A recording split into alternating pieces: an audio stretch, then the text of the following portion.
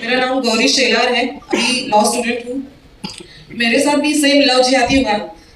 4 साल पहले मैंने एक एफआईआर लॉन्च किया इसके लिए। 2019 जब भी मेरा एज 16 इयर्स था, उस वक्त मेरे साथ लव जिहाद स्टार्ट किया। मतलब जो प्रोसेस वो लोग करते हैं लड़कियों को फंसाने की, वो 16 रनिंग था तभी स्टार्ट किया था। सेम स्टोरी है, मेरे को किसी ने मारा नहीं है, पीटा नहीं है, सिर्फ गाली गलौज या ड्रग्स देना, वशीकरण, यही सब है।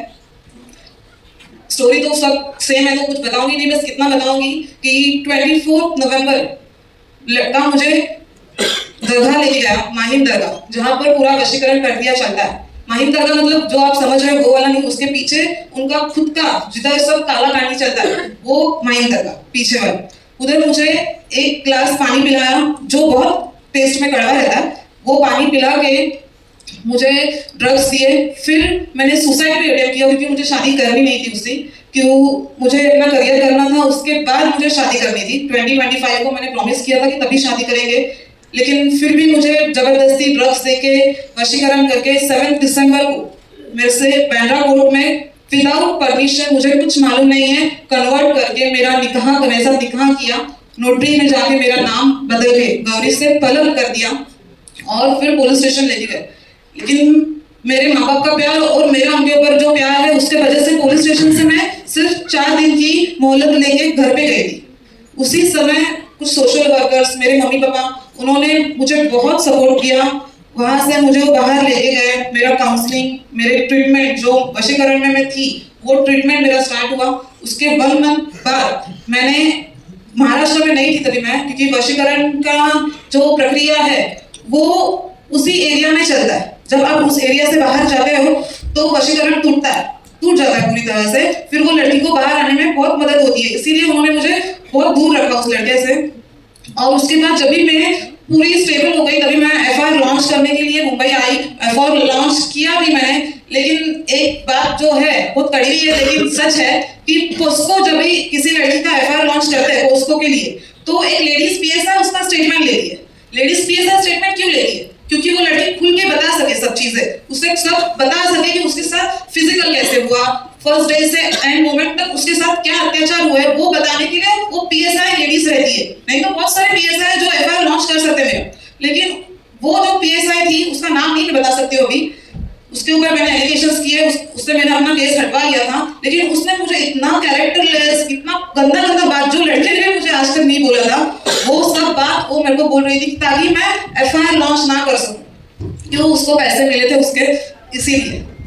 अभी इसके लिए मैं ज्यादा कुछ नहीं बोलूंगी। मेरा सिर्फ 3 लोगों से विनती है कि एक माता पिता, समाज और प्रशासन। माता पिता, आज मेरे केस को 4 साल हो गए पूरे, लेकिन मेरे मम्मी पापा ने मेरा शादी नहीं कराया। क्यों? मुझे करियर करना है, इसलिए मेरा करियर चालू, मैं आउट ऑफ मुंबई जाके अपना करियर कर रही हूँ। साथ में मुझे एक शब्द से आज कुछ बोला नहीं कि हमारा इज्जत गवाया, कुछ नहीं। क्यों? अपनी लड़की का गलती है, नहीं है ऐसा नहीं है, लेकिन लव जिहाद भी है। तो लव जिहाद क्या है ये स्टोरी बताता है। केरला स्टोरी 2, केरला स्टोरी 1, ये सब बताएगा कि लव जिहाद क्या है। तो माता पिता को मेरी विनती है कि अपने बच्चों को, बच्चियों को गलत ना समझे, क्योंकि ताली एक हाथ से नहीं बज रही है, सामने वाले से भी कुछ तो गलतियां हुई है। तो इसीलिए अपनी बच्चियों को गलत ना समझे, उनको सपोर्ट करें। और दूसरी बात है मेरा समाज। अभी जब मेरे सोहेल, लड़के का नाम है सोहेल एक्यूज्ड का, उसके बाजू में जो हिंदू लोग थे आज मेरे घर में आ रहे हैं, अच्छे से बात कर रहे हैं, मेरे माँ बाप को बता रहे हैं कि हाँ उसकी माँ मुसलमान होकर नींबू उसके काट के उसके ऊपर हल्दी कुमकुम, जो काला जादू होता है, ब्लैक मैजिक, वो सब करती थी। वो मुस्लिम, उसके पास हल्दी कुमकुम का क्या जरूरत है, अंडा फोड़ के रखने का क्या जरूरत, वो सब अभी बता रहे हैं। जब भी मैं, मेरे माँ बाप खुद सब लड़ चुके हैं, हाँ अभी बता रहे। तो समाज का काम है कि खड़े होकर अपने हिंदू भाई बहनों को सपोर्ट करना। वो समाज नहीं करता है, क्योंकि जब भी अपने घर में वो बात आती है तभी हमको पता चलता है कि वो किस हद से गुजर रहे हैं, किस दर्द से गुजर।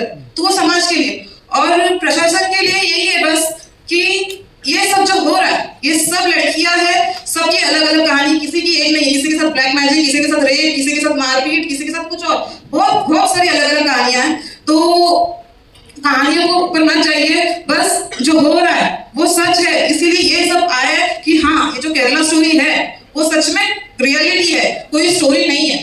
आज सुबह मैं आ रही थी तभी एक पहले से लिखा होता है बेटी पढ़ाओ बचाओ बेटी पढ़ाओ।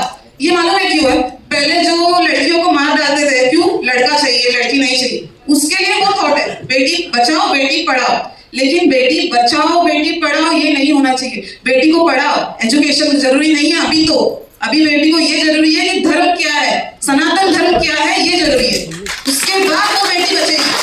क्योंकि एजुकेशन सिर्फ लड़कियों को ये दिखाता है पढ़ो, करियर बनाओ और पैसा कमाओ, तो पैसा किसी भी हद से कमाओ, किसी भी तरीके से कमाओ। नहीं, धर्म क्या है, हम किस धर्म के हैं, हमारा धर्म सनातन है, वो मजहब है, वो राक्षस है, हम भगवान के वंशज है। तो हमको क्या करना चाहिए, जब भी माँ बाप समाज हम धर्म पढ़ाएंगे बच्चों को, छोटे छोटे रहते तभी से, तो बेटी बड़ी होकर उसको मजहब और धर्म का भेद समझेगा, तभी वो बेटी उधर जाएगी नहीं, उसको समझेगा कि मेरा धर्म सर्वश्रेष्ठ है, वो मजहब है।